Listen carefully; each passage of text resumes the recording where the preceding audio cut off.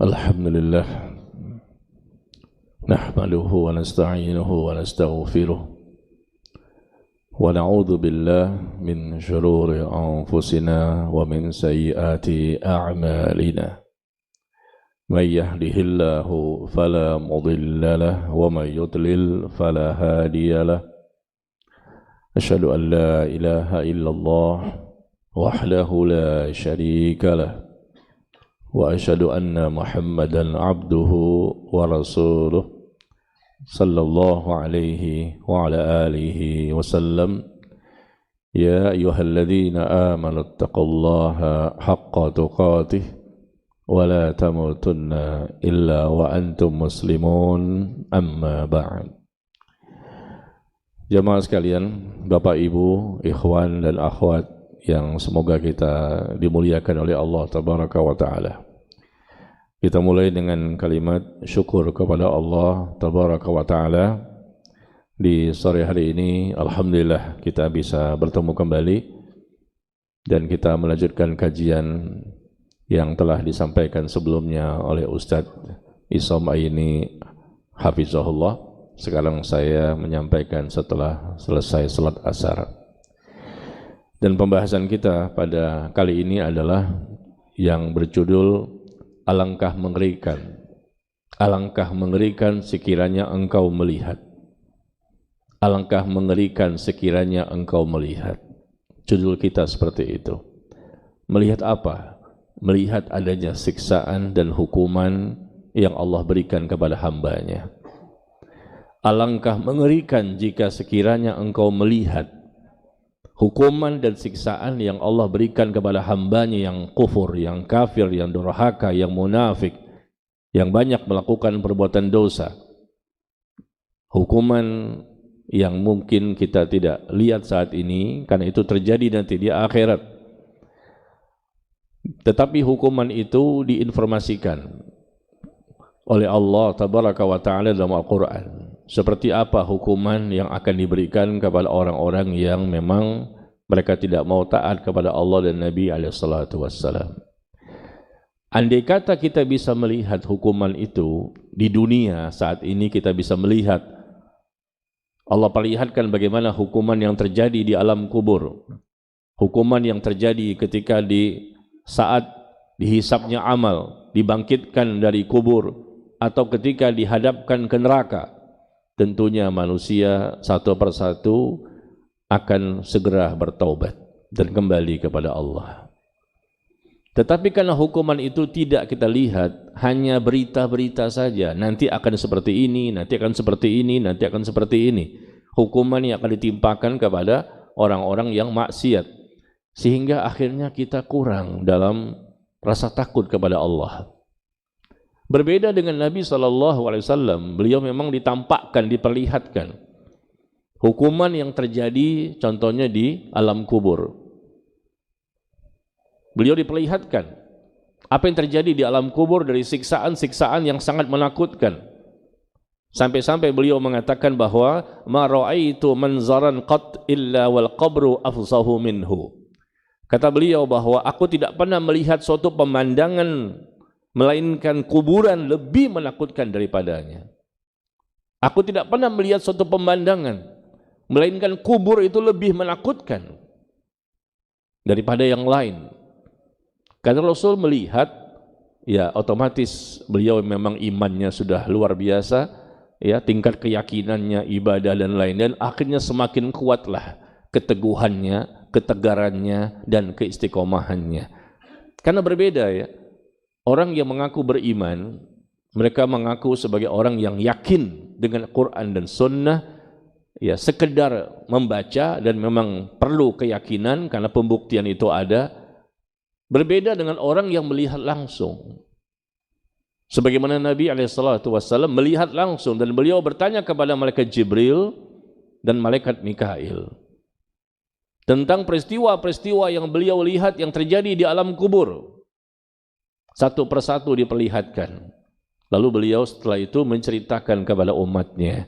Ada orang yang dipecahkan kepalanya dengan batu karena mereka tidak mau mendirikan salat. Ada yang kepalanya dipecahkan dengan batu karena mereka mempelajari Al-Quran tetapi menolak isi Al-Quran. Meskipun mereka belajar tapi mereka tolak. Atau mereka tidak mau mendirikan salat. Disebutkan di hadis bahwa mereka dipecahkan kepala dengan batu. Dan itu terjadi sampai hari kiamat. Siksa kubur itu ada yang sebentar, ada yang lama, ada yang sampai hari kiamat. Contohnya ini salah satunya. Orang yang tidak mendirikan salat, disebutkan di hadis, mereka dipecahkan kepalanya dengan batu dan itu terjadi sampai hari kiamat. Atau orang yang mempelajari Al-Quran, bukan tidak mempelajari. Dia mempelajari Al-Quran tetapi dia menolak isi Al-Quran. Dia pun dipecahkan kepalanya dengan batu sampai hari kiamat. Atau orang yang melakukan kedustaan-kedustaan. Dan kedustaan itu tersebar kemana-mana sampai ke ufuk bumi. Ya, menyebar kemana-mana kedustaan yang dia lakukan dan begitu banyak mudaratnya, begitu banyak bahayanya. Disebutkan juga di hadis bahwa orang tersebut disiksa di alam kuburnya sampai hari kiamat. Ada yang dibakar dengan api, mereka telanjang dan dibakar dengan api, sebagaimana pelaku-pelaku zina. Ada juga yang berenang di sungai darah, berenang di sungai darah, sebagaimana pelaku-pelaku orang yang makan harta riba. Ada juga di antara mereka yang dicabik-cabik payudaranya dengan ular yang sangat ganas. Bagi orang wanita yang tidak mau menyusui bayinya, padahal dia memiliki ASI, tapi tidak mau memberikan ASI itu kepada bayinya, dia telah berbuat zalim kepada bayinya sendiri. Atau bentuk siksaan yang lain. Na'udzubillah. Begitu banyak Rasul diperlihatkan. Sekiranya engkau melihat, alangkah mengerikannya sekiranya seandainya engkau melihat adanya bentuk siksaan-siksaan seperti itu, tentunya kita akan lebih takut, kita akan lebih sungguh-sungguh, kita akan lebih bersemangat untuk mengamalkan Islam dan sunnah Nabi SAW. Inilah posisi kita saat ini, di mana kita menjadi Muslim tapi kurang ya, dibandingkan orang-orang yang lebih banyak, lebih tinggi rasa takut mereka kepada Allah. Karena mereka itu memang tidak pernah melihat, tapi mereka membayangkan seakan-akan mereka melihat. Para ulama ketika mereka membaca Al-Quran, mereka tahu ayat yang mereka baca ini adalah ayat berkaitan dengan siksa untuk orang-orang kafir. Tapi mereka menangis ketika mereka membacanya. Padahal ini berkaitan dengan orang munafik, orang kafir, dan mereka ulama, Ahlus Sunnah wal Jamaah, bukan kafir, bukan munafik. Ketika mereka melalui ayat-ayat tentang ancaman, siksaan, hukuman, dan keburukan, lalu mereka menangis. Kenapa? Karena mereka membayangkan seakan-akan mereka lah yang nanti akan mendapatkan siksaan seperti itu. Mereka membayangkan alangkah mengerikan andai kata engkau melihat. Bisa jadi dia hanya melihat saja, atau mungkin dialah yang akan disiksa nanti di akhirat. Seperti contoh misalnya Fudail bin Iyad rahimahullah, ulama besar di zaman tabi'in, di mana beliau ketika membaca surah As-Sajdah, ya, di surah As-Sajdah ayat ke-20, yang sebetulnya ini maksudnya untuk orang kafir. Wa amma adapun orang-orang fasik, adapun orang-orang fasik, maka tempat mereka adalah di neraka jahanam. Orang-orang fasik itu berada di neraka jahanam. Maksudnya orang fasik di sini adalah orang kafir. Kullama aradu ay yakhruju minha u'idu fiha wa qila lahum dzuqu 'adzaban nari alladzi kuntum bihi tukadzibun. Setiap kali mereka ingin keluar dari neraka, dikembalikan lagi ke neraka. Setiap kali mereka ingin keluar dari neraka, dikembalikan lagi ke neraka. Dan dikatakan kepada mereka, rasakanlah siksa neraka ini yang dulunya kamu telah mendustakannya. Ini kan bukan berkaitan dengan orang-orang beriman, orang-orang bertakwa. Karena ayat ini berkaitan konteksnya tentang orang kafir. Wa ammal ladzina fasaqu fama'wahumun nar. Adapun orang-orang fasik, maka tempat mereka di neraka jahanam. Orang fasik di sini orang kafir. Setiap kali mereka ingin keluar dari neraka, dikembalikan lagi. Enggak bisa mereka keluar dari neraka. Ingin keluar, dikembalikan lagi. Sambil dikatakan kepada mereka, rasakanlah siksa neraka yang dahulu kamu dustakan. Fudail bin Iyad rahimahullah ketika membaca ayat ini selalu menangis. Beliau menggambarkan seakan-akan beliau melihat kondisi itu, padahal beliau sedang ada di dunia. Dan gak mungkin lah, insya Allah, biiznillah, tidak mungkin ini menimpa pada beliau. Seorang ulama besar di zaman tabi'in, diakui tentang kesolehannya, diakui oleh para ulama tentang ketakwaannya, di mana beliau sering menunjukkan dengan ekspresi rasa takutnya kepada Allah, hati beliau insya Allah bersih. Tapi lihat bagaimana kebiasaan orang-orang saleh itu seperti apa sih? Kebiasaan mereka adalah sering menggambarkan siksaan hukuman yang ada dalam Al-Quran dan hadis, seakan-akan mereka lah yang akan dilemparkan dan akan diberikan seperti itu. Itu yang menjadikan mereka terus termotivasi untuk menjadi lebih baik. Ini menjadikan mereka semakin bertambah-tambah rasa takut kepada Allah. Kenapa mereka seperti itu? Meskipun mereka sudah ulama, sudah bertakwa, orang yang saleh, karena mereka merasa bahwa seluruh amal itu masih misteri. Amal yang dilakukan oleh siapapun masih misteri, kan? Kita nggak tahu diterima atau tidak amal kita. Kita pun tidak tahu apakah diampuni atau tidak dosa-dosa kita. Tidak tahu. Yang sudah jelas diampuni, diterima amalnya, ya, diterima taubatnya, Allah mencintainya, Allah meridhoinya, selamat dunia akhirat, masuk surga, yang sudah jelas Rasulullah dan para sahabatnya, karena begitu banyak ayat yang turun tentang mereka. Adapun kita tidak ada informasi bahwa kita ini pasti selamat, pasti saat ini sedang dicintai oleh Allah, tidak ada informasinya. Saat ini Allah meridhoi kita, tidak ada informasinya. Saat ini Allah mengampuni kita, menerima taubat kita, tidak ada informasinya. Tapi Rasulullah dan para sahabat ada. Laqad taballahu 'alan nabi wal muhajirin wal ansar alladzina tabauhu fi sa'atil usrah. Allah sebutkan di surah At-Taubah. Di surah At-Taubah surah 9 ayat 117.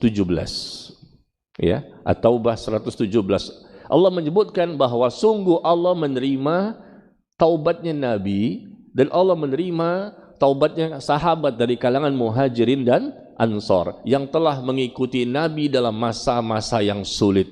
Allah turunkan ayat bahwa Allah menerima taubat mereka. Kalau diterima taubat berarti mereka diampuni.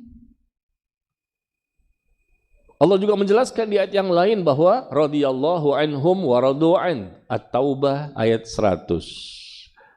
Tadi 117, sekarang ayat yang ke-100.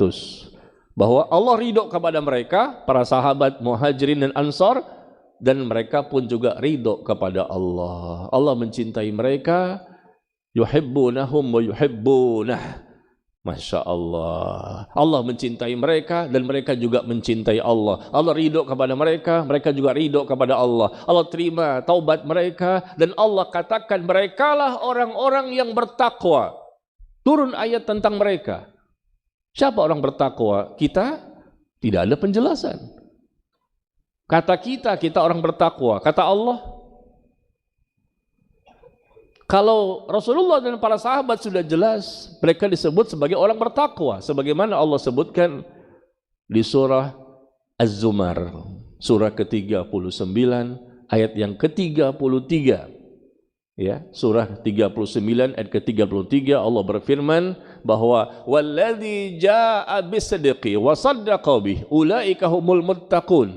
Orang yang membawa kebenaran dan orang yang membenarkan kebenaran, merekalah orang-orang yang telah dikatakan bertakwa. Siapakah mereka? Orang yang membawa kebenaran, yang mendakwakan kebenaran, yaitu Rasulullah sallallahu alaihi wasallam, orang yang membenarkan kebenaran yang dibawa oleh Nabi sallallahu alaihi wasallam pada waktu itu adalah para sahabat. Nah, kata Allah di surah Az-Zumar ini ayat ke-33, orang yang membawa kebenaran dan yang membenarkan kebenaran yaitu Rasulullah dan para sahabat, ulaika humul muttaqun. Merekalah orang-orang bertakwa. Dan kalau bertakwa berarti diterima amal solehnya, diterima amal ibadahnya. Karena Allah berfirman di surah Al-Maidah ayat yang ke-27. Di surah Al-Maidah ayat ke-27 Allah berfirman, innama yataqabbalullahu minal muttaqin. Sesungguhnya Allah hanya menerima amal yang dilakukan oleh orang-orang bertakwa saja. Orang yang tidak bertakwa Allah tidak terima amalnya. Khusus orang bertakwa Allah terima. Diterima amalnya. Berarti mereka diberikan ganjaran, diberikan pahala. Nah, siapakah orang bertakwa yang sudah jelas-jelas diterima tadi? Ternyata Rasulullah dan para sahabatnya. Tapi lihatlah bagaimana kondisi mereka, jamaah sekalian. Mereka sudah jelas diterima amalnya, sudah jelas bertakwanya, sudah jelas surganya, diampuni dosa, dicintai, diridhoi, dirahmati, diampuni. Tapi lihat bagaimana ketika mereka menunjukkan rasa takutnya kepada Allah. Ketika membaca Quran, ada ayat-ayat yang berkaitan hukuman, siksaan yang ditujukan sebetulnya untuk orang kafir atau orang munafik, maka mereka pun menangis. Seakan-akan ayat itu ditujukan untuk mereka. Ini yang kita kurang selama ini. Karena kita baca Quran ataupun hadis, lalu kita menggampangkan, lah ini untuk orang-orang di luar Islam, ini untuk orang-orang munafik, sedangkan saya sudah beribadah, saya pun aman, aman, aman. Tidak ada yang bisa merasa aman di muka bumi ini. Rasulullah dan para sahabat seharusnya mereka lah yang sudah berhak untuk merasa aman. Karena mereka sudah diturunkan ayat bahwa mereka akan diamankan, diberikan rasa aman, diberikan surga, diberikan kemudahan dan lain-lain. Tapi tetap saja mereka tidak mau untuk ujub dan sombong. Tetap saja mereka tumbuh rasa takut kepada Allah Tabaraka wa Ta'ala. Ketika melewati ayat-ayat yang berkaitan dengan ancaman dan hukuman dan siksaan, mereka pun menangis dan ketakutan luar biasa. Akhirnya mereka beribadah lagi. Sampai mereka enggak tidur semalaman. Begitu banyak ibadah yang mereka lakukan, baca Qur'annya, bersedekahnya, berinfaknya, berjuangnya, berjihadnya. Kenapa kita jamaah sekalian yang belum ketahuan tapi kok enggak seperti mereka semangatnya? Salah satunya adalah sebabnya, salah satunya karena ketika kita membaca Quran atau mendengarkan Al-Quran, seakan-akan itu adalah untuk orang lain. Padahal kita juga bisa, na'udzubillah, mendapatkan hukuman seperti itu. Karena memang kita belum jelas semuanya, amal kita masih misteri. Bagaimana kita bisa mengatakan bahwa kita sudah pasti masuk surga? Tidak ada yang bisa mengatakan demikian, kecuali Rasulullah dan para sahabat yang sudah dijamin masuk surga. Makanya Allah turunkan ayat begitu banyak tentang walau tara id, dan seandainya engkau melihat, alangkah mengerikan seandainya sekiranya engkau melihat.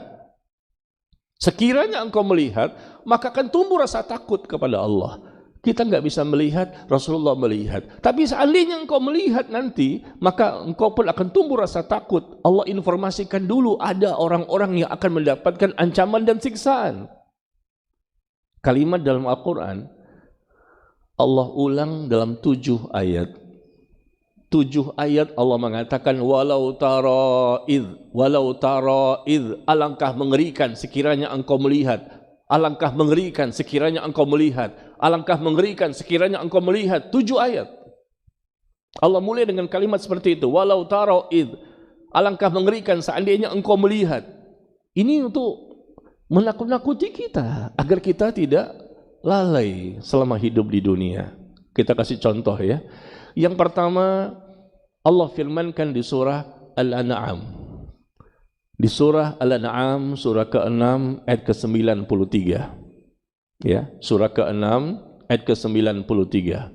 Di sini Allah menyampaikan kepada kita kalimat walau tara id, ya. Walau tara idz zalimuna fi ghamaratil maut.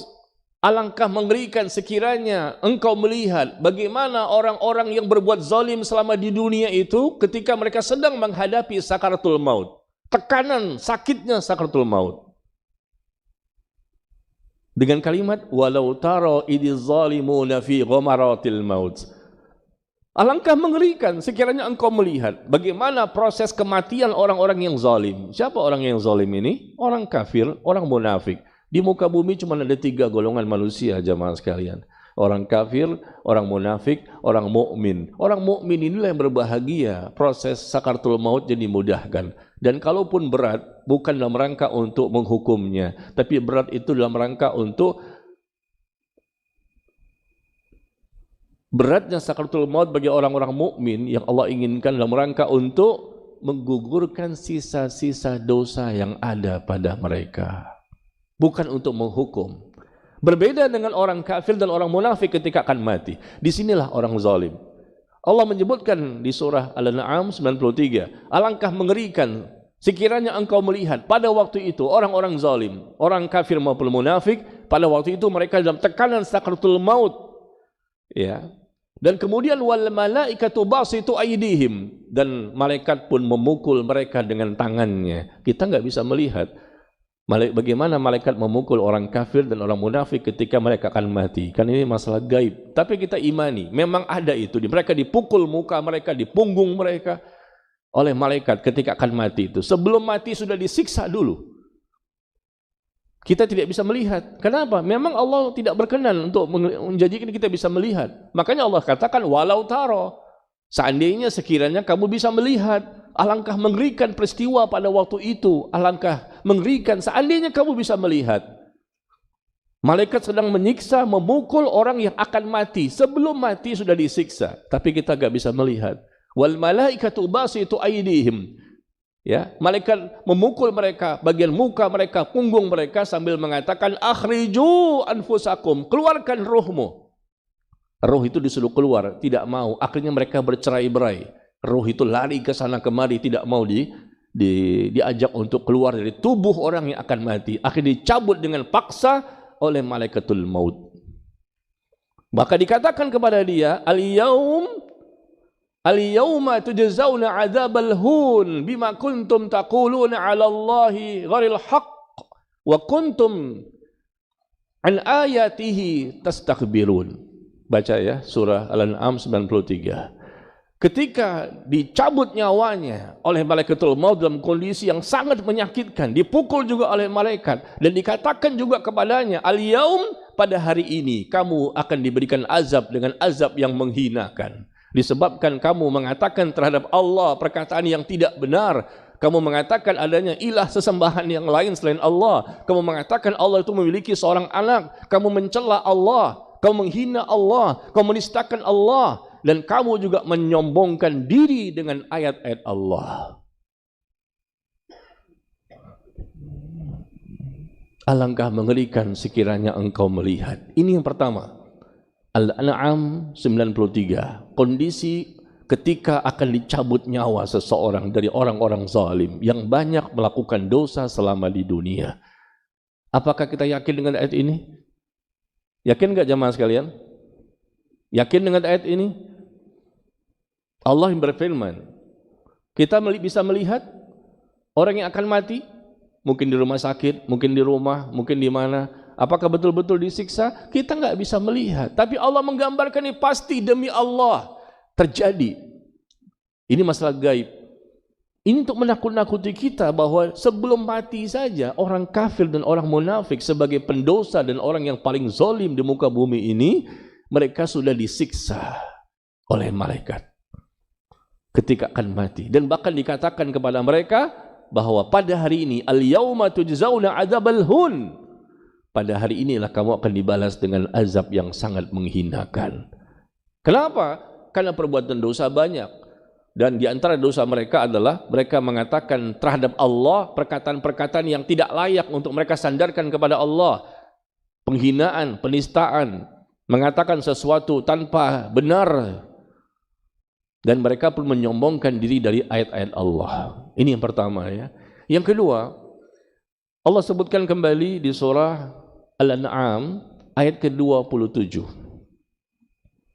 Di surah ke-6 ayat ke-27 kembali Allah menyebutkan walau taro idh wuqifu 'alan nar faqalu ya laitana nurad wala nukadziba bi ayati rabbina wa nakuna minal mu'minin.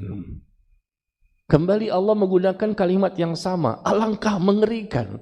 Diulang-ulang nih 7 kali dalam Al-Quran. Pernahkah kita membacanya? Alangkah mengerikan, dimulai dengan kalimat yang sama, walau tara id. Alangkah mengerikan sekiranya kamu melihat ketika mereka dihadapkan ke neraka. Maka mereka mengatakan, seandainya kami dikembalikan ke dunia, tentu kami tidak mendustakan ayat-ayat Tuhan kami, serta kami pun akan menjadi orang-orang yang beriman. Coba kami dikembalikan, seandainya sekiranya kami dikembalikan ke dunia, kami enggak akan mendustakan Al-Quran, dan kami pun menjadi orang-orang beriman, enggak menjadi kafir, enggak menjadi munafik. Menyesal nanti di sana, pasti demi Allah. Allah menginformasikan kejadian yang pasti akan terjadi nanti. Dan di awalnya dimulai dengan kalimat walau tara id. Dan alangkah mengerikan sekiranya engkau melihat. Apakah kita bisa melihat? Belum. Kita ada di dunia. Dan kita pun tidak perlu melihat ini nanti di akhirat, karena kita menginginkan untuk masuk surga, tidak berada di neraka. Biarkanlah mereka orang-orang yang ada di neraka. Tapi andai kata kamu melihat nanti peristiwa yang terjadi di neraka, mereka dihadapkan ke neraka, lalu mereka mengatakan seperti ini, ya laitana nurat, aduhai sekiranya kami dikembalikan ke dunia, tentunya kami akan beramal saleh, tentunya kami tidak akan mendustakan ayat-ayat Tuhan kami, dan kami pun menjadi orang beriman. Ingin berangan-angan bisa menjadi orang muslim, menjadi orang-orang beriman nanti di akhirat. Di dunia kaum muslimin diperolok-olok, di dunia orang-orang beriman dinistakan, bahkan mereka menjadikan bahan candaan dan seterusnya. Bersabarlah saudaraku sekalian, nanti di akhirat mereka yang tidak menjadi beriman di dunia, kufur, kafir, munafik, ya, dan lain-lain, zalim, mereka berangan-angan, coba kami menjadi orang-orang beriman. Nah, itulah perumpamaan yang Allah sebutkan bagaimana penyesalan dan kerugian yang akan mereka hadapi nanti di akhirat. Alangkah mengerikan seandainya engkau melihat peristiwa pada waktu itu. Kemudian yang ketiga. Yang ketiga Allah juga sebutkan di surah As-Sajdah.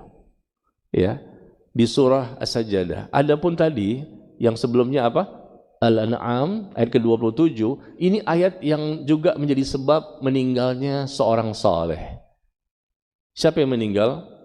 Yaitu Ali bin Fudail bin Iyad. Ya. Fudail bin Iyad tadi saya katakan ulama besar di zaman tabi'in, punya anak namanya Ali. Dan Ali ini menjadi makmum. Suatu hari beliau mendengarkan ada orang yang membaca surah Al-An'am ayat 27 ini. Seandainya engkau melihat, alangkah mengerikan. Pada waktu itu mereka dihadapkan ke neraka dan mereka pun minta dikembalikan ke dunia agar tidak menjadi orang yang mendustakan ayat-ayat Allah dan mereka bisa menjadi orang beriman. Kan ini Ali itu juga orang yang saleh dan mengikuti bapaknya, luar biasa. Bersihnya hati mereka. Para ulama mengatakan demikian, bahkan Ali lebih baik dibandingkan bapaknya. Bapaknya saja sudah luar biasa. Ali lebih baik dibandingkan bapaknya. Nah, beliau dengan izin Allah ketika mendengarkan ada imam membaca ayat ini, maka bergetar hatinya, bergetar kulitnya, lalu beliau jatuh dan ketika itu beliau pun meninggal dunia. Subhanallah. Ya, disebutkan dalam kitab Siyar A'lamin Nubala yang ditulis oleh Al-Imam Az-Zahabi rahimahullah bahwa ayat yang dibaca ketika Ali bin Fudail bin Iyad wafat, saat beliau mendengarkannya, terdapat di surah Al-An'am ayat ke-27 ini. Karena rasa takutnya, coba kita lihat berkaitan dengan siapa sih ini?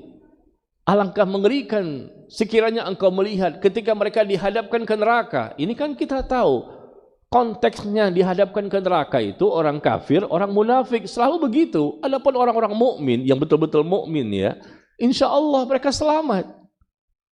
Apalagi selevel Ali bin Fudail bin Iyad, ya, Ali dan bapaknya diakui oleh para ulama tentang kesolehannya, tentang ketakwaannya, tentang rasa takutnya. Tapi lihat, ketika mendengar imam membaca itu, justru dia gemeteran, seakan-akan dialah yang akan disiksa dengan siksaan seperti itu. Seharusnya ini yang kita tumbuhkan, jamaah sekalian. Ini yang kurang dari diri kita. Hati kita ini kering dari rasa takut kepada Allah. Kita baca Quran tapi kita tidak merasa bahwa itu untuk kita nantinya berbahaya. Sedangkan para sahabat, para tabi'in dan para ulama-ulama setelahnya, ketika mereka membaca ayat-ayat tentang siksaan, mereka merasa bahwa ini jangan-jangan untuk mereka. Sampai-sampai Ali meninggal dunia, jatuh dia. Orang yang meninggal dunia karena mendengarkan ayat Al-Quran dibacakan. Subhanallah. Kita sih bukan maksudnya kepengen, ya kalau bisa seperti itu juga Pak Ustadz. Ya itu nggak bisa dibuat-buat. Allah yang mentakdirkan demikian ya. Karena dari rasa takut di hatinya yang luar biasa, dia bergetar badannya, dia bergetar hatinya, akhirnya dia jatuh, bukan pingsan lagi, meninggal dunia. Karena mendengarkan ayat ini. Padahal ayat ini kan konteksnya bukan untuk orang bertakwa, bukan untuk orang-orang yang saleh, bukan untuk orang-orang yang dekat kepada Allah. Ini untuk orang yang banyak dosanya, tapi begitulah. Ya, orang-orang yang dekat kepada Allah, para ulama itu dulu maupun sampai hari ini, mereka ketika membaca Quran selalu menisbatkan hal itu, ya jangan-jangan mereka yang akan mendapatkan siksa seperti itu. Yuk, sama-sama ya, kita tumbuhkan rasa takut kita kepada Allah ketika baca Quran atau hadis, kita sandarkan jangan-jangan saya, jangan-jangan saya, jangan-jangan saya, jangan ujub jamaah sekalian, jangan sombong. Seakan-akan kita ini pasti selamat, pasti kita nggak mungkin lah selevel saya ini dapat siksa kubur, ya nggak mungkin lah selevel saya ini dapat su'ul khotimah, nggak mungkin lah selevel saya dapat siksa neraka.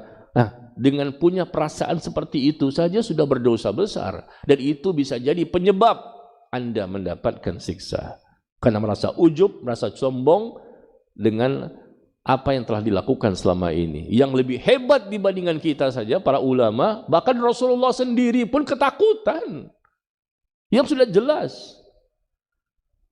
Suatu hari Rasulullah SAW melewati suatu areal kebun, dan ternyata kebun itu ada kuburannya. Ya. Kemudian tiba-tiba beliau mendengar ada suara jeritan-jeritan dan lowongan orang yang sedang disiksa di kuburnya. Dan beliau bertanya, ini kuburan siapa ini? Kepada sahabat beliau bertanya, ini kuburannya orang-orang yang hidup di zaman jahiliyah dulu, mereka orang-orang musyrik. Maka Rasul mengatakan bahwa saat ini mereka sedang disiksa di alam kuburnya. Pernah juga di dalam kisah yang lain Rasul mendengar ketika berjalan di kebun, yang kebun itu ada di Mekah atau di Madinah, lalu beliau mendengar adanya suara jeritan karena beliau bisa mendengar dengan izin Allah. Kadang beliau melihat dengan izin Allah, kadang juga beliau mendengar. Lalu beliau pun keluar dari kebun tersebut dalam kondisi sangat ketakutan. Sangat ketakutan, dan beliau berlindung kepada Allah jangan sampai beliau mendapatkan siksa kubur karena beliau mendengar. Atau terkadang beliau melihat, diperlihatkan oleh Allah dan dijelaskan oleh malaikat Jibril dan malaikat Mikail tentang siksaan-siksaan seperti ini, penyebabnya apa, dosa apa yang mereka lakukan sehingga mereka mendapatkan hukuman seperti itu. Selevel Nabi saja masih takut, dan beliau merasa bahwa jangan-jangan beliau nanti akan mendapatkan azab. Padahal turun ayat, Inna fatahna laka fatham mubina. Sesungguhnya kami telah memberikan kepadamu kemenangan yang banyak. Liyaghfira lakallah ma taqaddama min dzambika wa ma ta'akhkhar. Agar Allah mengampuni dosa-dosamu yang lalu maupun yang akan datang. Diampuni semua dosa. Belum melakukan dosa sudah diampuni. Belum melakukan dosa sudah diampuni. Siap langsung otomatis diampuni. Yang lalu maupun yang datang. Itu Allah informasikan di surah Al-Fath ayat pertama dan kedua, bahwa Nabi itu beda, diampuni semua dosanya meskipun belum melakukan dosa. Nanti pas melakukan dosa otomatis gugur, diampuni. Tapi tetap beliau takut. Alangkah mengerikan andai kata kamu bisa melihat. Ayat ini pun berkaitan dengan beliau, walau taro. Seandainya kamu bisa melihat, maksudnya kamu di sini siapa? Rasulullah sallallahu alaihi wasallam.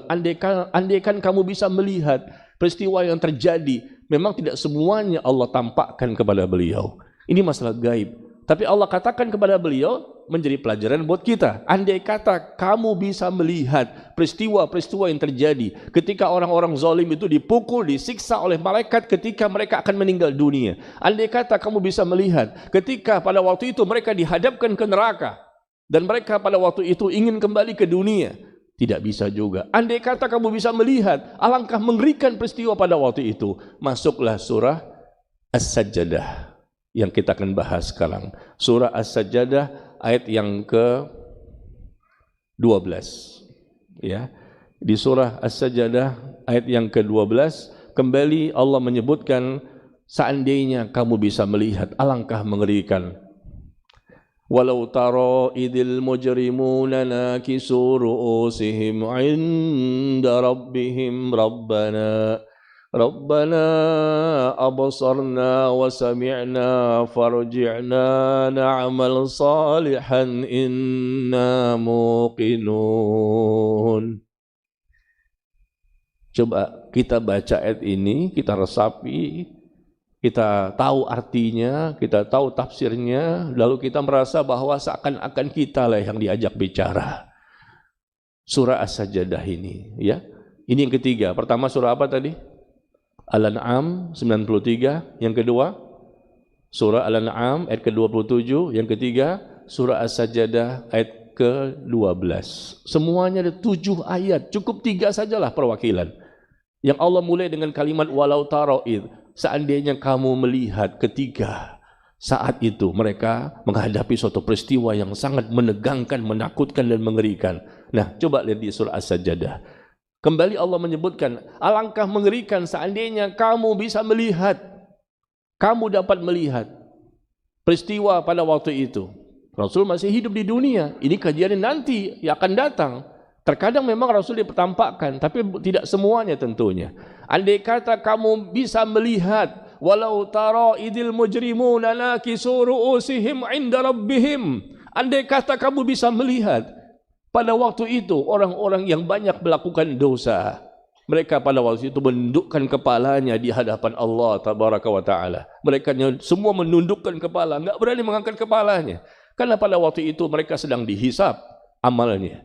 Mereka dipanggil satu persatu, fulan bin fulan, fulan bin fulan. Mereka satu persatu datang dan dipanggil oleh Allah dan ditanya oleh Allah tentang dosa-dosanya yang mereka lakukan selama di dunia. Adapun orang-orang beriman, mereka diberikan hijab, diberikan tabir, sehingga pertanyaan Allah tentang dosanya tidak didengar oleh manusia yang lain. Tetapi untuk orang-orang kafir dan orang munafik tidak diberikan hijab dan tabir, sehingga semua pertanyaan Allah tentang dosa-dosa yang mereka lakukan selama di dunia didengar oleh semua makhluk yang ada di padang mahsyar.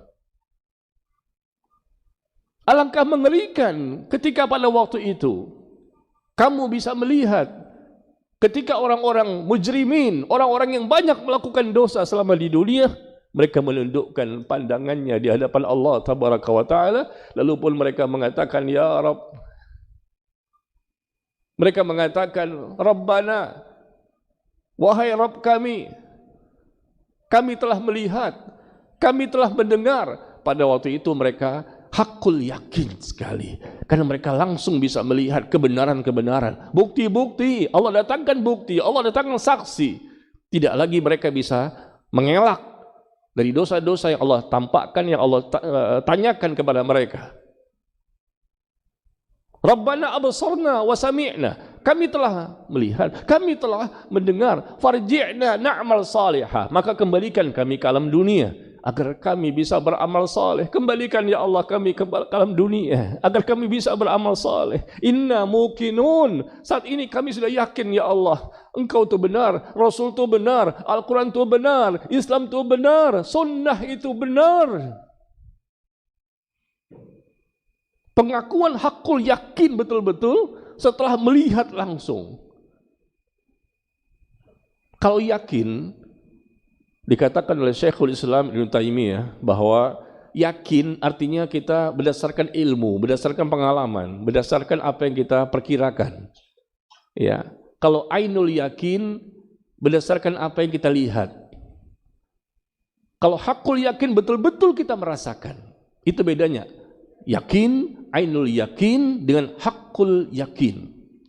Yakin itu karena kita tahu informasinya benar dari Al-Quran dan Sunnah, yakinlah kita. Allah tidak pernah berdusta dan Nabi-Nya juga tidak pernah berdusta. Adapun ketika ainul yakin melihat dengan mata kepala sendiri. Adapun hakul yakin merasakan langsung peristiwa pada waktu itu. Itulah hakul yakin. La tarawunnal jahim. Ya, ketika Fudail bin Iyad membaca surah At-Takatsur, beliau membaca itu sambil menangis, kemudian juga menangis anaknya yang bernama Ali. Dan di situ ada kalimat yakin, alhaakumut takatsur hatta zurtumul maqabir, kalla sawfa ta'lamun, thumma kalla sawfa ta'lamun, kalla law ta'lamuna ilmal yaqin, la tarawunnal jahim, betul-betul kamu nanti akan bisa melihat neraka jahim itu dengan hakul yakin. Bukan lagi yakin di dunia, hakul, betul-betul merasakan. Ya, sebagaimana contoh begini, madu ya, madu itu katanya manis. Yakin nggak kita? Yakin. Katanya informasinya madu itu manis, infonya seperti itu. Lalu kita belum tahu tuh madu seperti apa, cuman katanya madu itu manis, itu namanya yakin.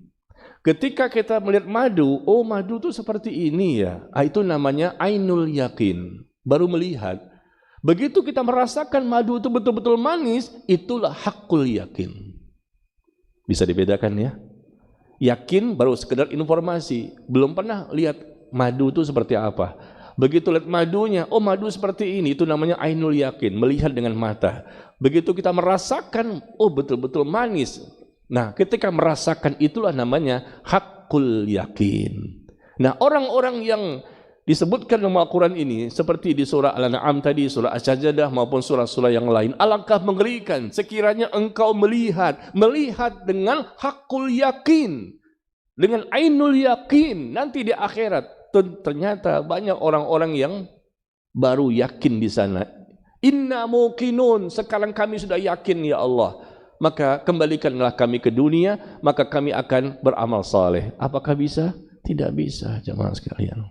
Sudah terlambat, yang ada penyesalan dan kerugian. Tidak ada kesempatan untuk bisa beramal saleh karena manusia pada waktu itu tidak bisa kembali ke alam dunia. Dunialah tempat beramal saleh, adapun akhirat tempat untuk mendapatkan balasan kebaikan ataupun balasan keburukan. Maka jemaah sekalian yang berbahagia, sekali lagi saya mengajak diri saya dan seluruh jamaah yang ada di sini, tema kita adalah alangkah mengerikan sekiranya engkau melihat. Melihat apa? Melihat bukti-bukti bahwa nanti akan adanya siksaan dan hukuman.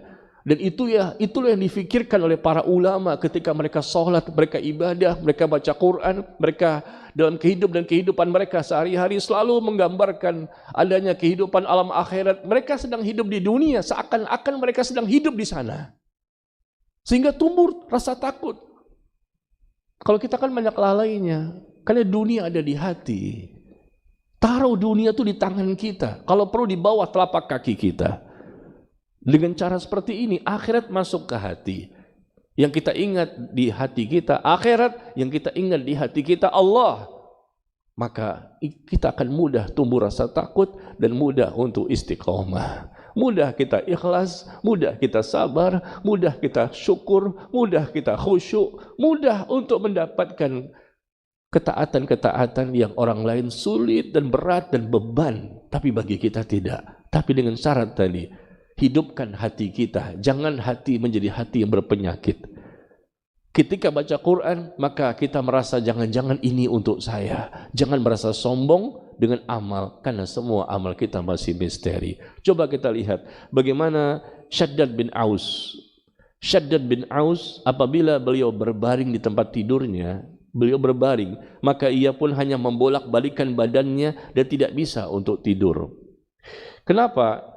Ya, Syaddad mengatakan bahwa ya Allah, neraka telah menghilangkan rasa kantukku. Dia ngantuk pengen tidur, tapi karena ingat neraka, akhirnya nggak bisa tidur dia. Akhirnya dia hidupkan malam itu sampai pagi dalam beribadah kepada Allah.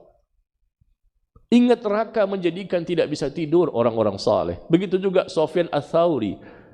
Ketika beliau ingin tidur dan beliau terperanjat dan ingat dengan neraka, akhirnya mereka pun tidak bisa tidur. Dan orang seperti ini banyak. Alangkah mengerikan. Padahal beliau insya Allah, orang-orang yang diakui oleh para ulama, insya Allah tidak termasuk orang yang mendapatkan siksa.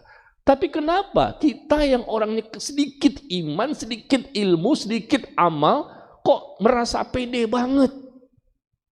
Ngaji udah lama, jenggotan lagi, jingkrangan, jilbab juga lebar sekali.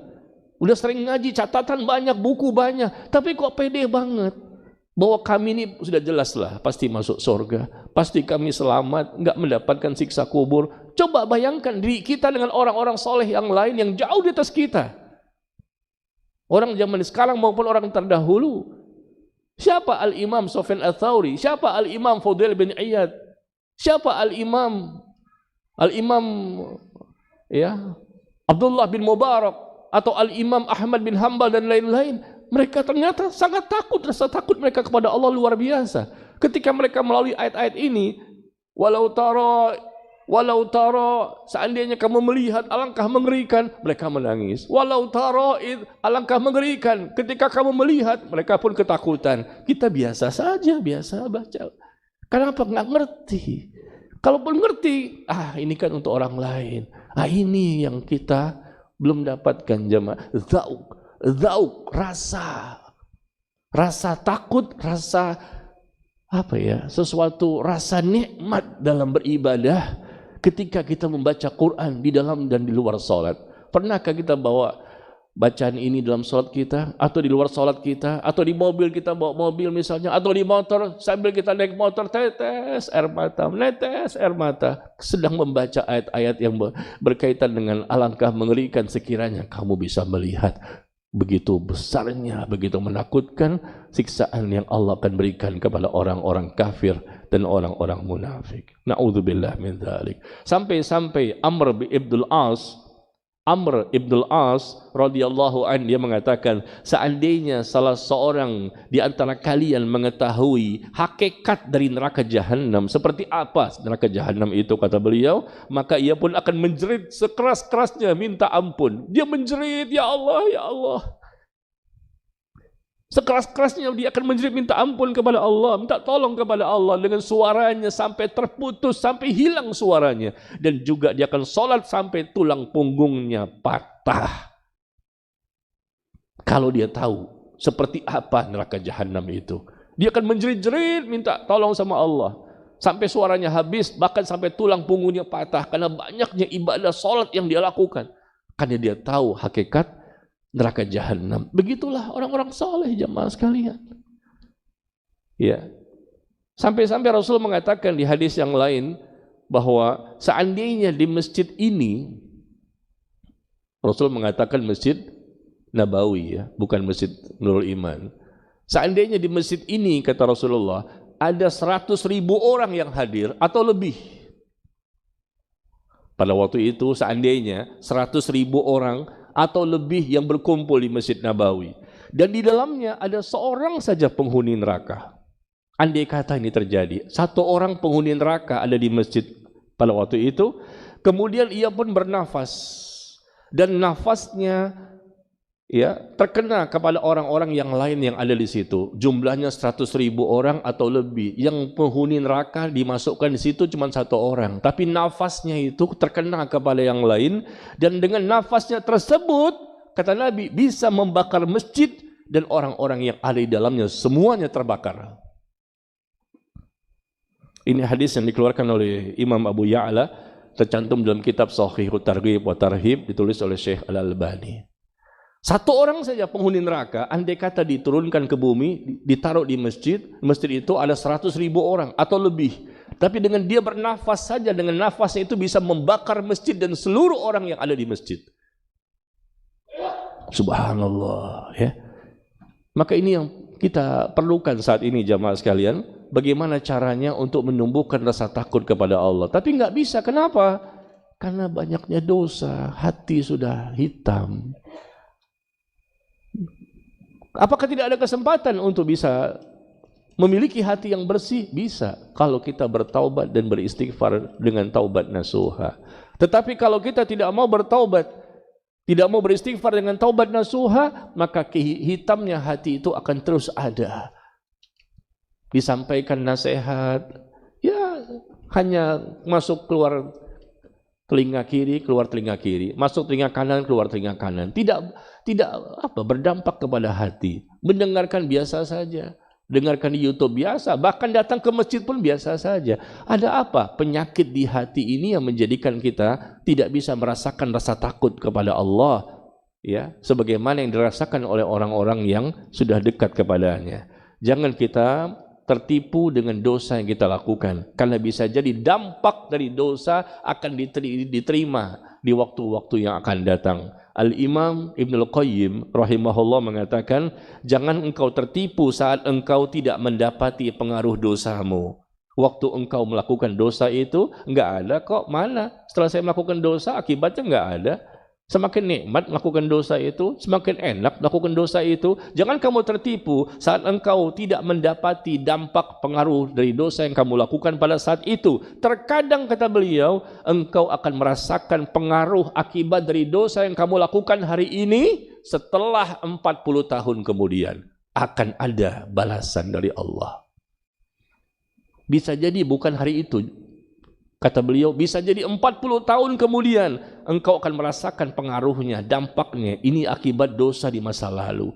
Sebagaimana yang dirasakan oleh Muhammad bin Sirin, seorang ulama di zaman tabi'in. Beliau mengatakan, sesungguhnya aku mengetahui sebuah dosa yang menjadikan diriku terlilit hutang.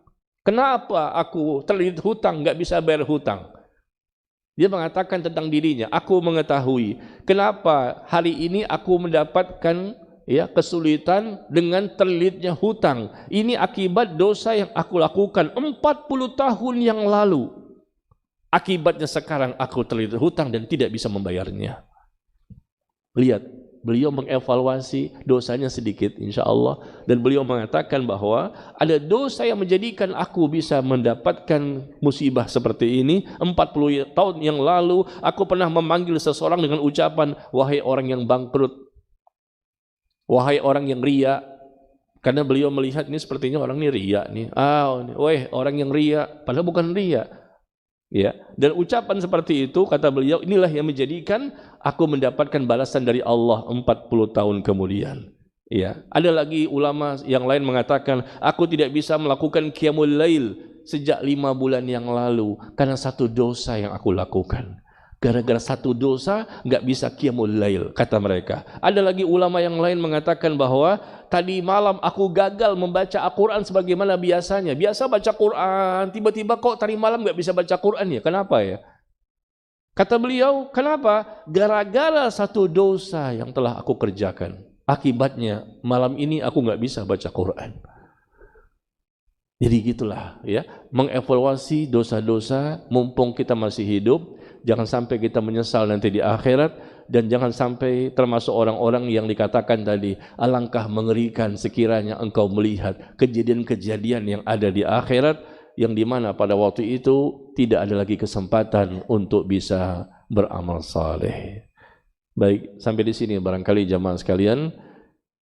Intinya silakan bagi ikhwan dan akhwat barangkali yang belum atau tidak mencatat, ya, bisa langsung melihat di Telegram saya.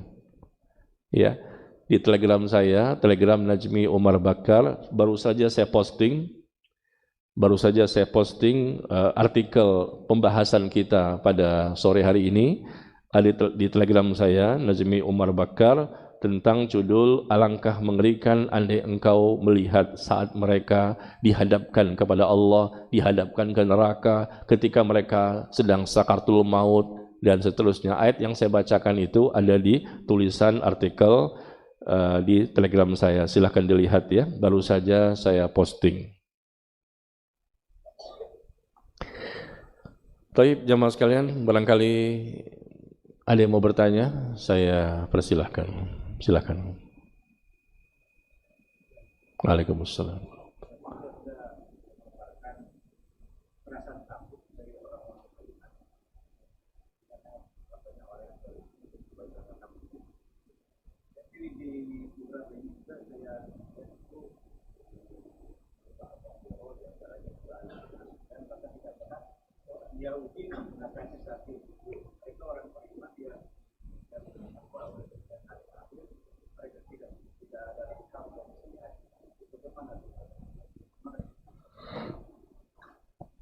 Iya. Barakallahu fiik. Pertanyaannya, kenapa orang Yahudi dan Nasrani yang sebetulnya mereka sudah berilmu ya, sudah tahu kebenaran tapi tidak timbul rasa takut? Begitu.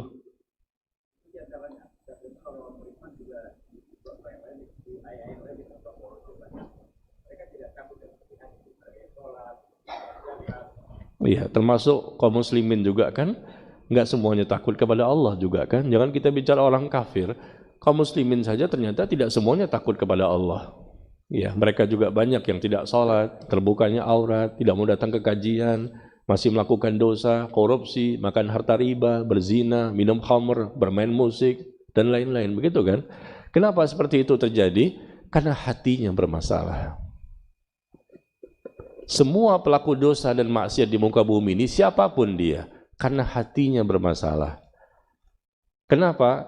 Karena hati ini sumber kebaikan dan sumber keburukan. Kalau kita tidak membersihkan hati, tidak menjaga hati, dan tidak membentengi hati, maka terjadilah kecenderungan untuk melakukan dosa-dosa apapun, dosa kecil maupun dosa besar. Tergantung tingkat rusaknya hati seseorang. Semakin parah, semakin rusak, semakin hitam, semakin gelap, semakin mati, maka jadilah dia murtad, jadilah dia orang kafir. Hati terbagi tiga. Ada hati qalbun salim, hati yang bersih, itu hatinya orang-orang beriman, orang yang saleh dan salehah.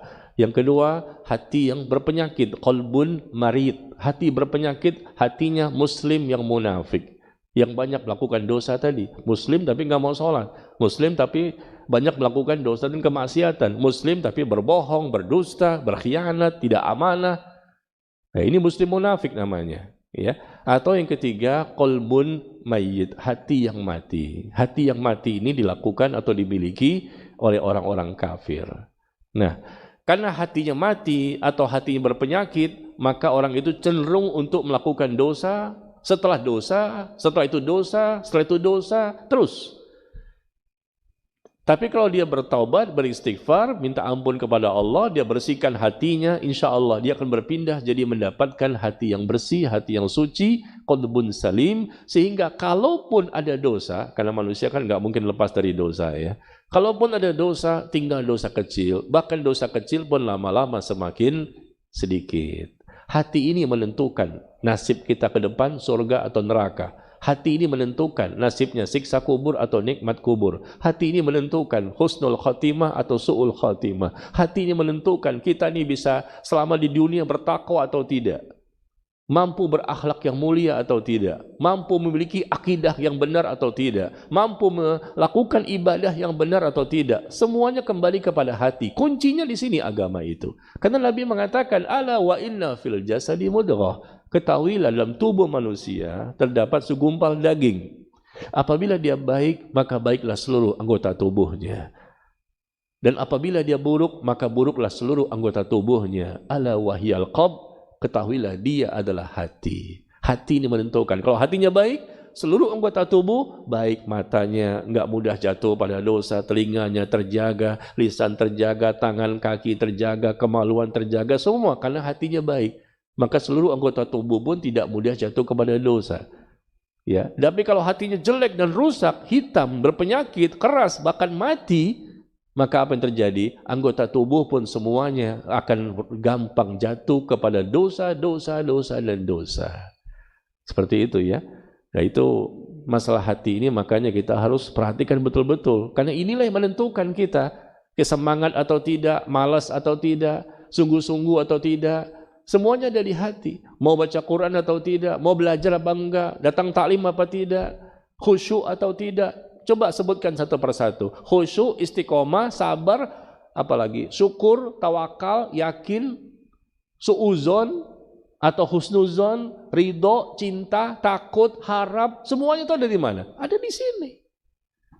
Rasul mengajarkan itu selama 23 tahun ketika di Mekah, 13 tahun, 10 tahun di kota Madinah. Dikuatkan iman para sahabat itu dan Rasul mengajarkan tazkiyatun nufus. Membersihkan hatinya para sahabat. Dan pembersihan hati, tazkiyatun nufus itu termasuk bab akidah. Kuatnya iman karena hatinya baik. Kuatnya iman, ibadahnya baik. kuatnya iman, maka akhlaknya pun menjadi mulia. Iman itu menjadi kuat karena hatinya bersih. Maka selama kita hidup sampai mati, hilangkan penyakit-penyakit hati yang ada di hati kita. Perusak-perusak itu semuanya dihilangkan. Dan kita harus berusaha maksimal untuk menjadikan hati kita bersih. Dan kalaupun sedang sakit, sedang keras, sedang memiliki hati yang kotor atau mati, naudzubillah, kita segera obati. Kita obati. Kita sakit segera ke dokter. Minta obat sama dokter, beli di apotek. Kenapa hati sakit tapi kita tidak ke dokter? Dokter hati. Kenapa kita tidak minta kepada ustadz untuk bagaimana cara mengobati hati saya yang keras? Kalau hati sudah lembut, hati yang sudah bersih dan suci, otomatis dunia, sorga dunia akan dia peroleh sebelum sorga di akhirat. Sorga dunia ada di sini. Yaitu apa? Cintanya dia kepada Allah, dan Allah pun mencintai hamba tersebut. Allah akan mudahkan semua urusannya, dimudahkan untuk bertakwa, dimudahkan untuk beribadah, dimudahkan untuk beramal saleh, dimudahkan untuk menuntut ilmu, menghafal ilmu, mendakwakan ilmu, semuanya dimudahkan. Itu surga dunia. Mendapatkan ilmu yang barokah, ilmu yang bermanfaat. Subhanallah, surga dunia didapatkan sebelum surga di akhirat. Tapi semua ketaatan apapun, semua kebaikan apapun akan diperoleh kalau syaratnya sudah terpenuhi. Hati harus bersih, ikhlas, sulit kalau hati nggak bersih. Mengikuti sunnah, sulit kalau hati nggak bersih. Karena maunya mengikuti hawa nafsu. Maka semua orang yang tidak mau mengikuti sunnah, ajaran Nabi yang benar, karena hatinya bermasalah. Kalau sudah hatinya bersih, berarti siap untuk diatur hidup dan kehidupannya oleh Allah dan Rasulullah. Apa kata Allah, apa kata Rasul? Sami'na wa ata'na. Kami dengar, kami taat. Kami dengar, kami taat. Hatinya sudah menerima apapun, apa kata Allah, apa kata Rasul. Dia mau mengikuti sunnah, cara beragama dengan benar. Bukan cara beragama mengikuti perasaan, hawa nafsu, logika, kepentingan dunia, atau kepentingan organisasi. Tidak, agama ini Islam, agama wahyu dari Allah, bukan agama bikinan manusia. Jadi kalau ada orang yang kufur, gara-gara hatinya mati. Kalau ada orang yang melakukan perbuatan atau sikap-sikap munafik, berarti hatinya bermasalah. Ya, makanya Rasulullah mengajarkan, Allahumma ati nafsi taqwaha wa zakkiha, anta khairu man zakkaha, anta waliyuha wa maulaha. Ya Allah, ati nafsi taqwaha, berikan kepada hatiku ketakwaan. Karena takwa itu di sini. At-taqwa hahuna 3 kali, wa yusyri ila sadrihi 3 marrat. Rasul menunjuk ke sini. Takwa itu di sini, takwa itu di sini, takwa itu di sini. 3 kali Rasul menunjuk, takwa itu di sini. Bukan sekedar jenggot doang, ini casing. Penampilan kayak wali murid, wali santri, wali kelas. Takwa itu bukan casing doang. Belum tentu orang yang casingnya kayak ulama, maka dia hatinya bersih. Belum tentu. Tapi orang yang bersih hatinya, otomatis dia akan bercasing dengan penampilan sunnah. Dan jarang untuk jatuh kepada dosa, ya, karena Allah selalu menjaganya. Karena dia menjaga Allah, Allah pun menjaga dia. Apa yang dia jaga? Jadi jaga hatinya. Dia jaga hukum-hukum Allah, dia jaga batasan-batasan Allah, dia jaga hak-haknya Allah. Ya, dia jaga perintah-perintah Allah, dan dia jaga larangan-larangan Allah. Akhirnya menjaga, Allah pun menjaga hatinya, Allah jaga imannya, Allah jaga agamanya, Allah jaga fisiknya, Allah jaga pemahaman agamanya, Allah jaga hartanya, Allah jaga anak-anaknya, Allah jaga istrinya, Allah jaga keluarganya, dan seterusnya. Hidupnya barokah. Ya, barangkali itu ya. Ya, wallahu a'lam bishawab. Silakan.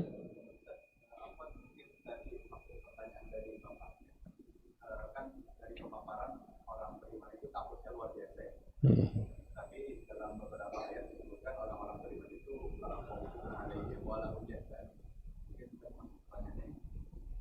oh iya. Barakallahu fiik. Iya. Orang-orang beriman itu tidak punya rasa takut dan tidak punya rasa sedih. Orang beriman, maksudnya apa? Tidak takut dengan kehidupan dunia. Dunia itu kecil dalam pandangan mata dan hatinya. Dan juga tidak bersedih juga kalau ketika hilang dunia dari dari sisinya. Itu ya, orang-orang beriman wala khaufun alaihim wala hum yahzanun. Tidak takut. Kalau akhirat yang hilang baru mereka takut. Kalau akhirat tidak didapatkan baru mereka sedihnya luar biasa. Tapi dengan dunia biasa saja. Itu orang beriman yang sebenar-benarnya. Tidak takut dengan dunia, karena yang dia takut bukan dunia, dia takut dengan Allah, dia takut dengan akhirat. Kalau sekarang kan kita enggak ya. Nanti kalau saya keluar dari pekerjaan ini, nanti makan apa di rumah?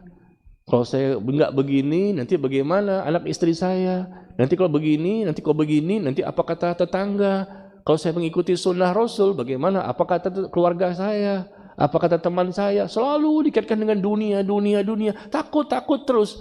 Padahal orang yang takut kepada Allah itu Allah sebutkan dalam Al-Quran di surah Al-Ma'idah ya, ayat ke-54, wala yakhafuna laumata laim.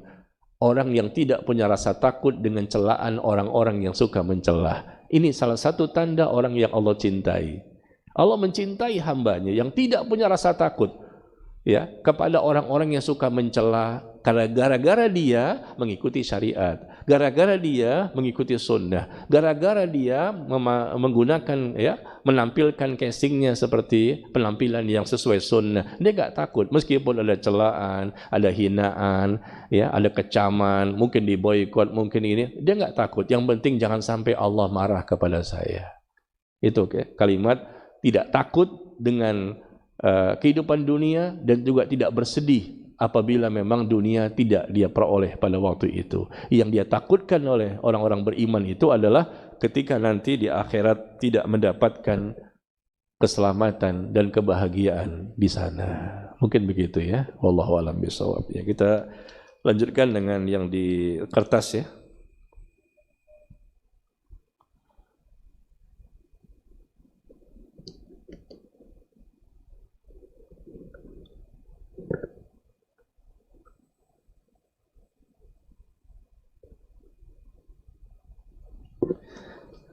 Ya, kita mulai yang pertama. Apa hukuman bagi anak laki yang tidak sholat ke masjid, hanya sholat di rumah? Apa hukuman bagi anak laki? Berapa usianya? Anak laki yang nggak jelas di sini kan, yang tidak sholat ke masjid. Kalau di masjid 7 tahun, 6 tahun anak laki-laki juga kan? Kalau anak kecil nggak wajib dia ibadah, sholat itu belum wajib, tapi dianjurkan supaya dia beribadah, dibiasakan. Sejak umur 7 tahun perintahkan anakmu untuk sholat. Ya. Kalau mereka memang tertib, nggak berisik, aman, ya bisa diem, maka bawa ke masjid bersama bapaknya, atau mungkin dia sendirian bisa ke masjid. Ya. Tapi kalau dia memang tidak sholat pun sebetulnya tidak berdosa. Ya, tapi hendaknya diajarkan untuk dia terbiasa sholat sejak usia-usia seperti itu, khususnya ketika berusia 7 tahun. Adapun ketika sudah baligh, sudah mimpi basah, nah disitulah mulai tercatat dosanya. Apa hukuman bagi anak laki-laki yang tidak sholat ke masjid? Barangkali dia sudah baligh, SMP, SMA, kuliah, dan seterusnya ya. Maka tentunya berdosa kalau tidak punya uzur syar'i. Laki-laki boleh kok sholat di rumah. Kalau memang ada uzur syar'i, barangkali hujan lebat, barangkali dia sakit, atau yang lainnya mungkin mules perutnya, pengen BAB, nggak bisa ke masjid pada waktu itu. Ya, intinya ada uzur lah. Tetapi ketika tidak ada uzur, sehat-sehat saja, karena malas, semata-mata malas, ya tentunya berdosa. Karena Rasul memerintahkan kepada kita, kaum laki-laki, untuk sholat di masjid dengan berjamaah. Ya. Apa hukumannya? Ya sudah, dinasihati saja, dinasihati, didakwahi, diperbaiki, dan didoakan.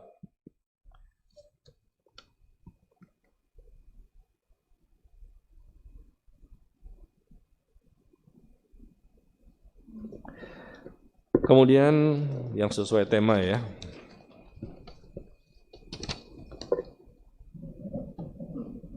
Saya mau bertanya, apakah anak yang belum baligh meninggal bisa menolong orang tuanya di padang mahsyar? Apakah mereka bisa menolong kakek nenek mereka juga? Apabila neneknya sering meninggalkan sholat, apakah mereka bisa membantu? Anak yang belum baligh meninggal berarti belum punya dosa, dan peluang yang sangat besar dia akan mendapatkan surga, dan dia bisa memberikan syafaat. Ya, dengan izin Allah, tentunya jika Allah mengizinkan ya. Karena syafaat itu diberikan kepada orang yang Allah izinkan. Dia berhak untuk memberikan syafaat kepada orang yang Allah ridhoi untuk diberikan syafaat. Ya. Jadi anak ini bisa memberikan syafaat kepada orang-orang yang memang Allah izinkan untuk diberikan syafaat. Kalau memang Allah takdirkan orang tuanya layak untuk mendapatkan syafaat dari anak tersebut, maka bermuntunglah dia. Ya, dia bisa mendapatkan syafaat dari anaknya tersebut, sehingga bahkan bukan di padang mahsyar saja, anak itu bisa menggiring orang tuanya masuk ke dalam surga. Ya, akan ditarik orang tuanya ke surga karena dia tidak mau masuk surga si anak ini sampai orang tuanya juga masuk ke dalam surga bersama dirinya. Dan juga bisa memberikan syafaat kepada yang lain, karena orang beriman itu bisa memberikan syafaat kepada orang-orang beriman. Syafaat itu yang pertama, yang pertama dari Allah. Ini syafaat yang terbesar. Allah memberikan syafaat arti pertolongan dan bantuan. Allah mengeluarkan hambanya dari neraka dan dimasukkan ke surga. Ini syafaat Allah. Atau syafaat dari Nabi SAW. Ya, Rasul memberikan syafaat kepada umatnya. Atau malaikat memberikan syafaat. Malaikat mendoakan. Ya, kemudian orang-orang yang mati syahid, mereka juga bisa memberikan syafaat. Kemudian orang-orang beriman yang lain kepada sesama orang-orang beriman. Kemudian anak yang belum baligh meninggal. Nah, seperti ini contohnya pertanyaan. Mereka pun bisa juga memberikan syafaat. Atau janin yang ada dalam kandungan seorang ibu, yang mana dia sudah ditiup ruh di usia 4 bulan, dia sudah sebagai manusia. Kemudian qadarullah wa ma syaa fa'ala, ibunya keguguran. Keguguran dalam kondisi janin itu sudah ada roh, sudah jadi manusia ya, meninggal dunia dia. Nanti si janin ini akan menarik ibunya, akan memberikan syafaat untuk memasukkan ibunya ke surga. Tapi di sini dikatakan apabila neneknya sering meninggalkan sholat. Ya, ini semuanya kita serahkan kepada Allah ya. Yang jelas, syafaati li ahlil kabair min ummati. Kata Nabi SAW, syafaatku itu juga aku peruntukkan untuk pelaku dosa-dosa besar dari umatku. Meskipun dia pelaku dosa besar, mungkin dia berzina, mungkin dia meninggalkan sholat, mungkin dia begini, mungkin begini, akhirnya dia masuk neraka, dapat siksa di neraka, lalu Rasul pun memberikan syafaat kepada umatnya itu. Dikeluarkanlah umatnya dari neraka dengan sebab syafaat dari Nabi SAW. Tapi kan jangan pede dulu. Rasul memberikan syafaat, dikeluarkan umatnya setelah umatnya berapa lama di sana? Mungkin 2 abad dulu, 1000 tahun dulu, atau berapa lama? Setelah itu keluar juga sih dengan syafaat Rasulullah. Tapi kan kita nggak tahu berapa lama di sana. Ya, na'udzubillah min dzalik ya. Ya, kemudian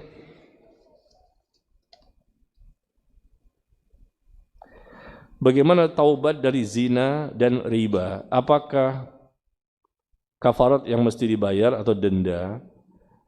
Zina, bertaubatnya adalah taubat dengan taubat nasuha. Tentunya sama dengan riba tadi ya. Bertaubat dengan taubat nasuha itu melakukan 8 poin. Coba silakan antum yang punya Telegram, silakan lihat di Telegram saya, cara bertaubat dengan taubat nasuha. Dosa zina, dosa syirik, dosa makan riba, dosa apa saja, lakukan caranya dengan taubat nasuha. Karena kalau tidak nasuha, nggak diterima taubatnya. Nasuha itu artinya taubat yang benar-benar taubat, yang Allah inginkan. Coba lihat di tanggal di Telegram saya ya, untuk memudahkan saja masalah taubat ini. Di tanggal 16 September. Tanggal 16 September. Di situ saya tulis 8 syarat taubat nasuha di Telegram Najmi Umar Bakar. 8 syarat taubat nasuha. Lakukan ini. Dosa zina, dosa riba, dosa syirik, dosa apapun Allah gugurkan asalkan memenuhi 8 syarat ini. Ya, yang pertama menyesali dosa-dosa yang telah dilakukan. Yang kedua, istighfar, minta ampun kepada Allah dan sering-sering memperbanyak istighfar. Yang ketiga, berniat dan bertekad untuk tidak lagi mengulangi perbuatan dosa itu. Yang keempat, minta maaf kepada orang yang pernah kita sakiti, pernah kita zolimi, dan kembalikan barang orang lain yang pernah kita ambil.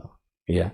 Yang kelima, taubat dilakukan pada waktu masih terbukanya peluang untuk diterimanya taubat sebelum roh sampai di kerongkongan. Yang keenam, lakukan amal soleh, memperbanyak amal setelah bertaubat.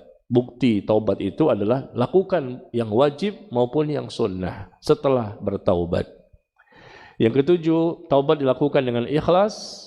Yang kedelapan, seseorang yang mungkin pernah menyeru, menyampaikan informasi yang salah, maka taubatnya adalah dia harus menyampaikan kebenaran. Ya, sampaikan kepada orang bahwa saya salah kemarin, nggak tahu, nggak sengaja. Mungkin dia share artikel, mungkin dia menyampaikan info dengan lisannya, maka dia bertobat dengan cara klarifikasi dan sampaikan yang benar seperti apa. Inilah 8 poin syarat untuk diterimanya taubat. Dan kemudian di bawahnya lagi, tanggal 19 September. Tadi 16 ya, 16 September, sekarang 19 September. Ada lagi tanda-tanda taubat yang diterima oleh Allah. Kita kan pengen tahu, taubat kita ini diterima apa enggak sih?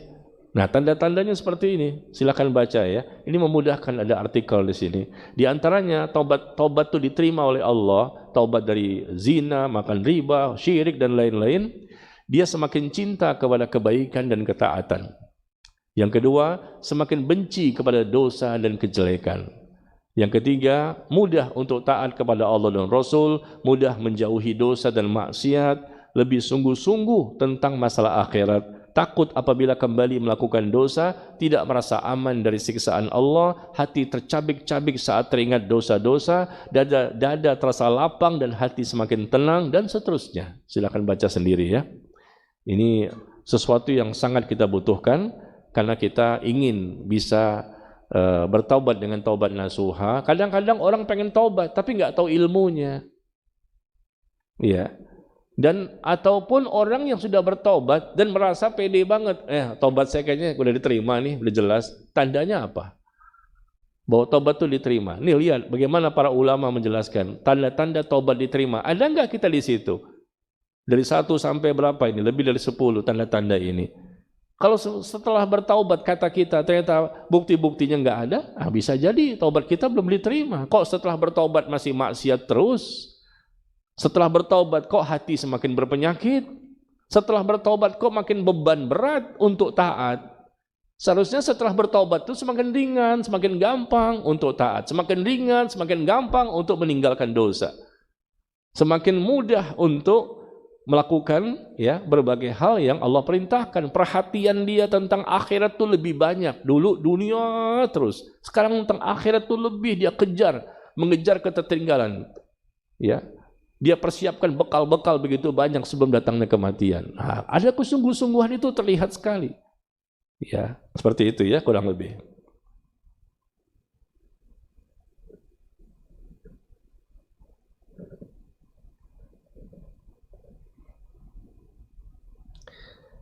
Kemudian juga di sini bagaimana ya sebab-sebab hati itu berpenyakit ternyata juga ada di sini ya. Sebab-sebab hati itu berpenyakit. Kenapa sih hati seseorang itu berpenyakit? Ya, dari mana datangnya penyakit itu? Karena kita pengen mendapatkan hati yang bersih. Coba antum lihat di tanggal 3 Oktober. Tanggal 3 Oktober. Telegram ya, bukan Instagram. Telegram. Tanggal 3 Oktober.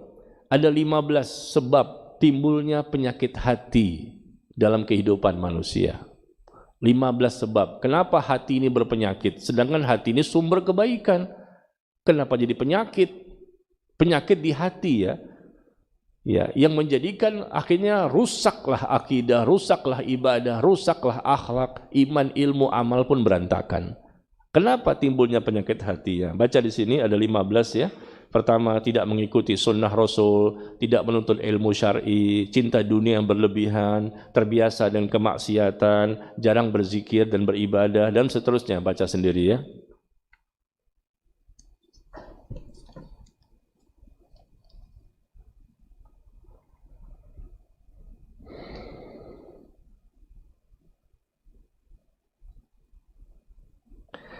Pak Ustadz mau bertanya, apakah keluarga kita di alam kubur dapat mengetahui bahwa kita ini sedang menziarahi mereka dan mendoakan mereka? Apakah keluarga kita di alam kubur itu tahu bahwa kita ini sedang menziarahi mereka?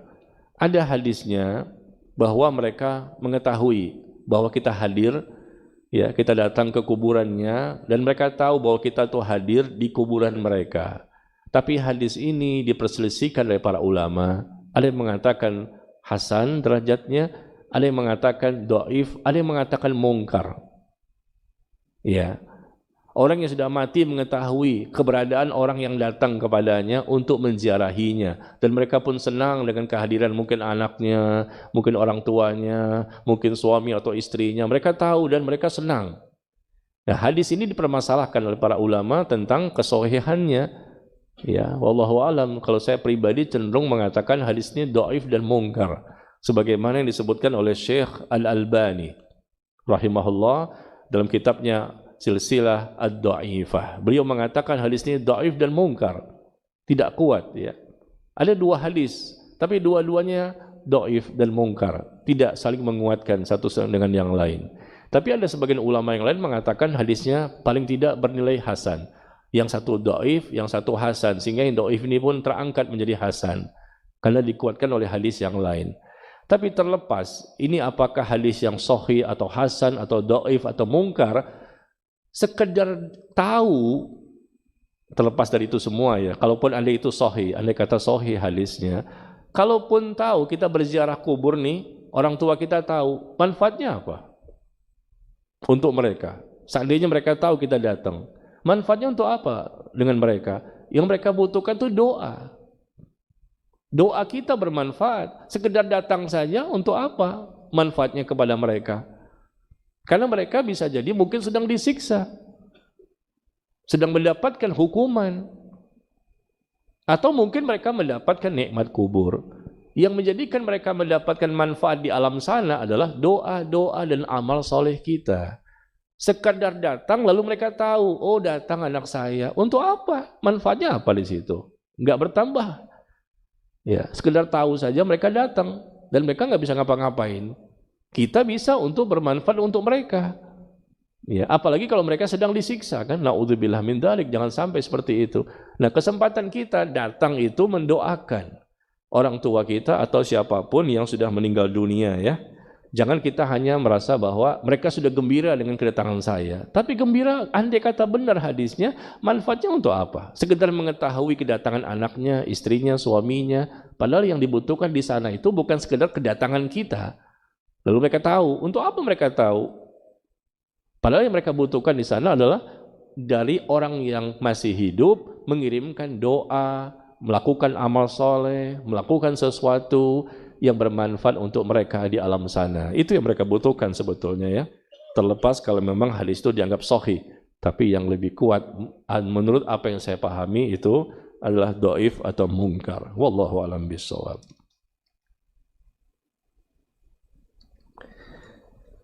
Kemudian satu lagi, ya.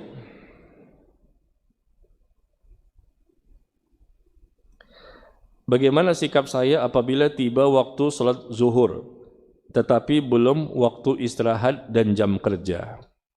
Ya, belum waktu istirahat dan jam kerja, tapi sudah tiba waktu sholat zuhur. Ya, barangkali kan istirahat itu jam 12, ya. Barangkali kantor jam 12 teng istirahat sampai jam 1. Zuhur ternyata jam 12 kurang 15, azan berkumandang. Kan bisa aja begitu, kan? Tiba waktu zuhur tapi belum waktu istirahat jam kerja. Apa saya boleh sholat ke masjid tetapi tempatnya di parkiran gedung? Atau saya sholat di musola di lantai kerja saya agar waktu yang dipakai untuk sholat tidak terlalu lama? Karena saya pernah mendengar kajian jika kita memotong waktu jam kerja termasuk hal yang haram dilakukan. Kita sedang kerja sendirian, bukan kerja sama orang, bebas. Kita sedang kerja sendirian di rumah, aktivitas yang lain, bisnis sendiri, usaha sendiri, azan berkumandang jam berapapun kita bisa ke masjid. Tapi ini kan masalahnya kerja sama orang. Nah, ya, mulainya istirahat jam kerja jam 12 misalnya, azan berkumandang jam 12 kurang 15, tiba-tiba kita keluar, boleh nggak tuh? Kan Allah memanggil. Tapi peraturan di gedung itu gimana di perusahaan itu? Kalau memang mereka memperbolehkan, alhamdulillah kita bisa keluar. Mau 12:30 zuhurnya, ayo bayangkan tuh 12:30 udah bisa keluar.